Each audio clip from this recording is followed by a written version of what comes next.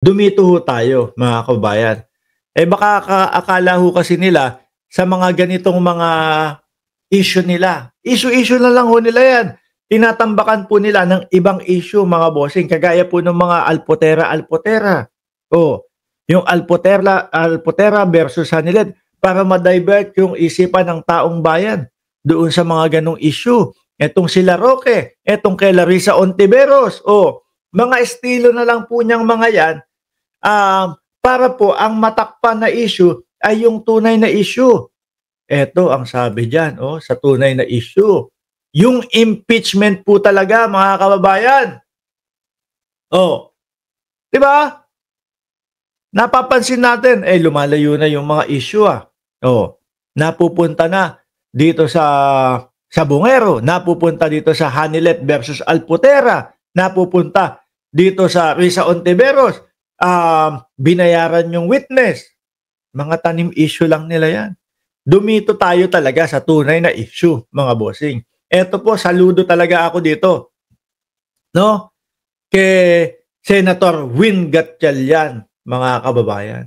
Ano po sabi ni Senador Win Gatchalian? Gatchalian wants evidence na ipresenta bago ang senator judge magboto kung i-dismiss o hindi. O, di ba? Anak ng tinokla, yung mga senador natin hindi pa ho nakikita.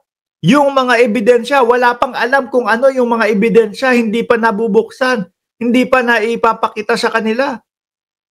Hindi pa na i-discuss, dismiss na agad. Ano sasabihin nila dyan sa dismiss na mahina ang ebidensya? Mga tulok pala kayo hindi nyo pa nga nakikita wala pa nga kayong alam doon sa ebidensya Dismiss na agad. Di po ba? Basahin natin. Sabi ni Senator Win Gatchalian. Gatchalian wants evidence presented before Senator judges vote. Ayaw po ng mga yan. Ayaw ng mga senador yan, mga bossing. Kasi maiipit sila sa sitwasyon na ito. Maiipit po sila, mga kababayan. Biruin mo, pag lumantad ang ebidensya, ipinakita ang mga ebidensya na pag-usapan yang sa impeachment ni Inday Sara Duterte, nailabas yung kahit ano dyan, mahihirapan na po silang makapag-acquit ng isang vice-presidente. No? At yun po, hanggang sa ngayon, yun po ang kinakapitan at pinapaniwalaan ko. Wala silang matibay na depensa para po dito sa impeachment na ito. Kaya po, kahit na mapahiya na po, kahit na baliwalain na po ang konstitusyon ng Pilipinas, i-dismiss nila yan. Baka malaki ang utang na loob kay Sara Duterte. Di ba?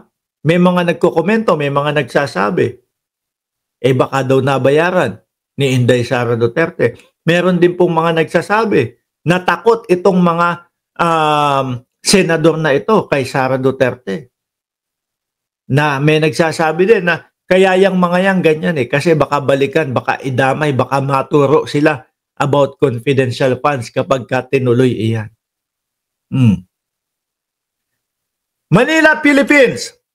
Senator Sherwin Gatchalian. Alam nyo dati, dalawa yan. Sabi ko, matitino yung si Win Gatchalian.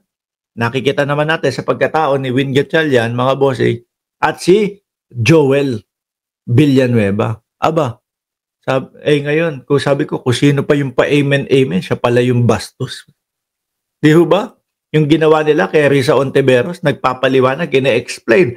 Dahil ang focus po ng hearing na yon o nung paghaharap nila sa Senado, manumpa.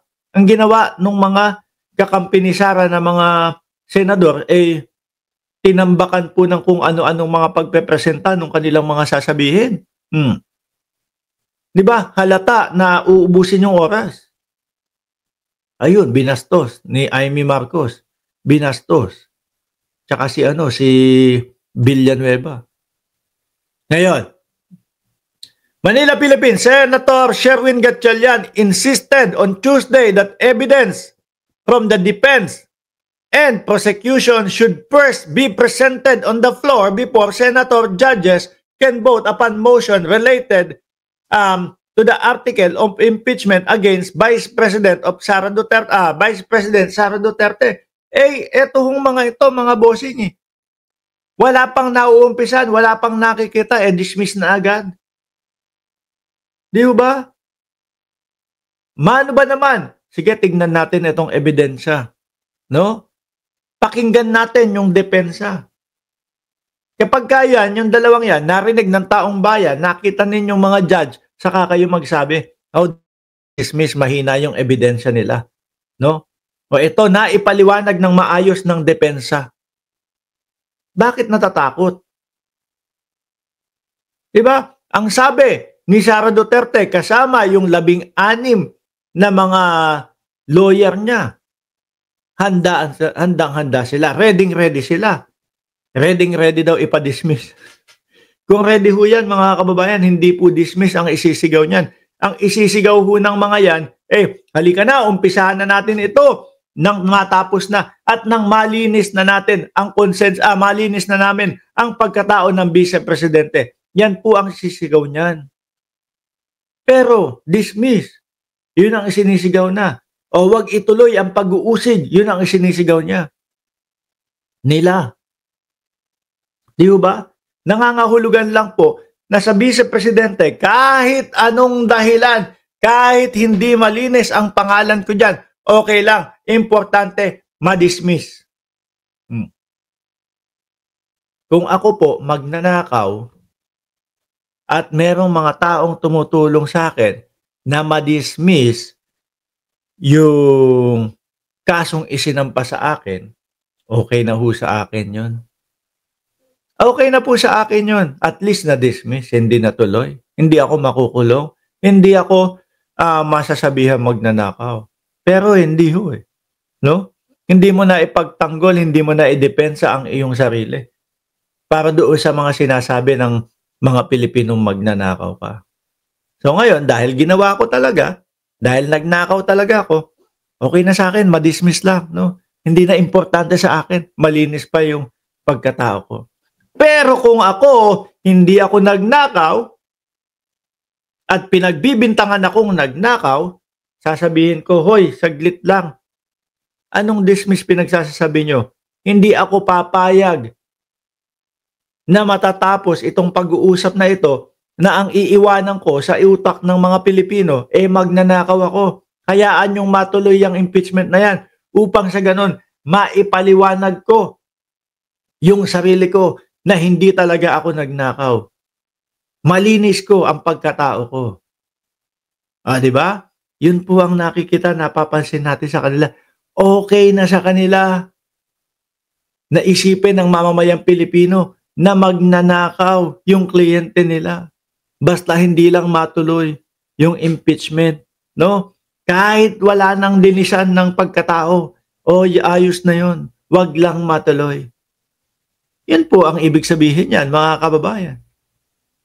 Di po ba? Si Sara naman, okay lang. Isipin nyo, magnanakaw ako, di ba? At least hindi natuloy yung impeachment. Di po ba, mga bossing? In a press conference, Gatchalian stated that his position is that the trial must commence before any motion, whether to dismiss the impeachment or not, can be filed.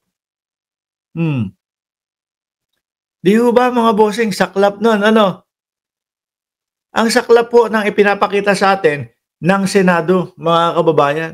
Ang saklap po ng pinapakita natin nung 16 na lawyer na pinagsama-sama ang utak tapos sasabihin, ready sila. Yung pala, hindi naman pala dahil dismiss lang ang gustong mangyari. Kung ako nasa kampo nila, ready na, tara, 16 to, puro mga dekalidad na mga lawyer yung nasa likod ko, Di ba?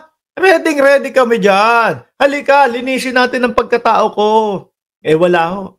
Sa lungat ng sinasabi ng Vice Presidente, mga kababayan, doon sa pinapakita nila at gawa nila. Sa lungat. Ready kami. Tapos dismiss ang gusto. Anak ng topak yan. Sabi pa dito, the trial needs to begin because at this time the trial has yet to begin. There's still no presentation of evidence. Tingnan nyo ho yan. Wala pa silang nakikitang mga ebidensya. Wala pang nababasa. Wala pang napag-aaralan na ebidensya, mga kababayan, yung Senado natin. Tapos dismiss na. Baka hindi kayo para sa mamamayang Pilipino. Para sa mga Duterte lang kayo. There's still no presentation of evidence. There's no presentation of argument. So the trial needs to begin para masabing may i-dismiss tayo. Ganun lang naman ho yun eh. Kung sa umpisa, nako, walang kakwenta-kwenta itong mga trial. Yung mga ebidensyang pinesentan ninyo, walang kakwenta-kwenta. Ayan, nag-uumapaw yung kanilang depensa dyan sa mga ebidensya ninyo. Dismiss na natin to. Sayang lang ang oras. At least may nailabas, may dahilan para i-dismiss. Diba? Dahil sa umpisa pa lang nakita mahina ang ebidensya. Baka po natatakot sila na makita yung ebidensya at talaga naman pong superpower yung ebidensya at yung depensa nila walang maidepensa. Baka dun sila natatakot. At umabot sa punto, mga boss chief amo, sir, na magalit si Sara Duterte. Manggigil.